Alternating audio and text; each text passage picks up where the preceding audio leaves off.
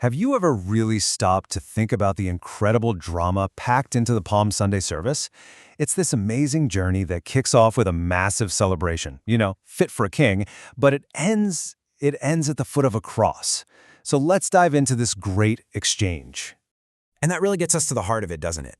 It's the central question, this huge paradox of Holy Week. How on earth does a crowd screaming Hosanna, which is a cry for salvation, by the way, how does that turn into crucify him in just a few days? That is the mystery we are going to explore together. The liturgy itself gives us whiplash. It forces us to face this jarring shift head-on. One minute, we're waving palm branches, we're part of this triumphant parade.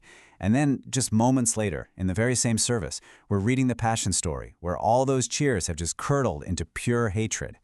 It's an intentional contrast, and it's meant to hold up a mirror to the human heart, really, to us. Okay, so how do we start to unpack this? Well, our first big clue comes from the prophet Isaiah. In the first reading for the day, he talks about a suffering servant who has a really unique gift. Now, Jesus is the perfect embodiment of this well-trained tongue, but probably not in the way you're thinking. He doesn't use it to give some brilliant legal defense, to argue his way out of it, or to call down an army of angels. No, his words, they serve a completely different purpose. Just think about how he uses his words during the Passion. He speaks words that create something new, the Eucharist. He speaks words of total submission in the garden. And maybe most powerfully of all, he uses his silence. His language isn't about self-preservation at all. It's about creation and surrender. And that right there, that's Isaiah's prophecy coming to life. God doesn't stay up in the heavens, distant from our messiness and our pain. No, he jumps right into it. He lets his own face be struck and spit on. And why? So that we never ever have to hide our faces in shame from him. So that's our first key. Our second one really builds on this. To get the theological framework, the operating system behind this incredible act of self-sacrifice, we have to turn to the Apostle Paul. Paul gives us this really important, maybe unfamiliar word, kenosis. It's a Greek word, and it means self-emptying. It's this idea of completely setting aside your own status, your own power, your own ego, to become a totally open channel for God's will. And as you're about to see, it is the absolute opposite of how the world thinks about power.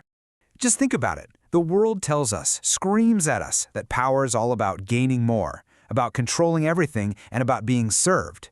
The crowd on Palm Sunday, they wanted Jesus to fill himself up with that kind of power. But the mind of Christ, this idea of kenosis, it flips that script completely. True power is about giving your life away, surrendering control, and serving others. Okay, so with those two keys in our back pocket, the servant's tongue and the mind of Christ, we can now turn to the Passion itself. And this is where things get really dark. We're entering a world of human failure, of betrayal, and just total crushing abandonment. It all kicks off with Judas. He sells his master, his friend, for 30 pieces of silver. And get this, that wasn't just some random amount. It was the legal, established price for a common slave. It's the ultimate degradation. And then you have Peter, the one Jesus himself called the Rock, the guy who was supposed to be the foundation of his church. And under the pressure of a simple question from a servant girl, that rock just crumbles into dust. He denies even knowing Jesus. Not once, not twice, but 3 times. And finally, what about the rest of them, his closest friends? In his moment of absolute agony in the garden, a stress so intense that he literally sweats blood, they can't even stay awake and pray with him. He is utterly, completely, devastatingly alone. And yet, in the middle of all this human failure, Jesus stays completely locked in. He feels the full weight of that fear, asking for the cup of suffering to pass, but then he anchors himself completely in his Father's will. This, right here, is kenosis in action. It's raw and it's real. And this is the part of the story where it stops being about them back then and starts being about us right now. The point is, our sins aren't just some historical footnote. Every single time we choose our will over God's, every time we betray someone's trust or just stay silent when we should speak up, in that moment, our voices join the crowd in Jerusalem. But then, at the moment of what looks like total defeat, with darkness covering the land and Jesus dead on the cross, something absolutely incredible happens. And it doesn't come from a disciple. It comes from a pagan soldier.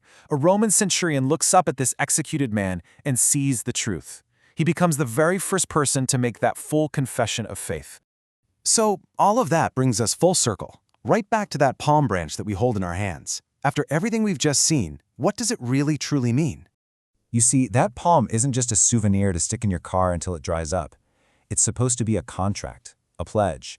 By taking it, we're basically signing on the dotted line. We are agreeing to follow Jesus not just in the parade when things are good, but on the whole journey, all the way through the betrayal, the suffering, and to the cross. And that's really the big invitation of Holy Week. It's an invitation to walk with Him, to be there with Him in the upper room on Thursday when He gives Himself to us, to try and stay awake with Him in the Garden of Agony, to stand and behold Him on the cross on Friday, and to sit in that profound, heavy silence of the tomb on Saturday, just waiting for the dawn. So it turns out those hosannas are just the opening act. The real victory, the true triumph, isn't the parade at all. It's the complete and total surrender on Calvary. And that leaves us with a pretty big question for this week, doesn't it? What does a victory won through surrender? What does that mean for our own lives?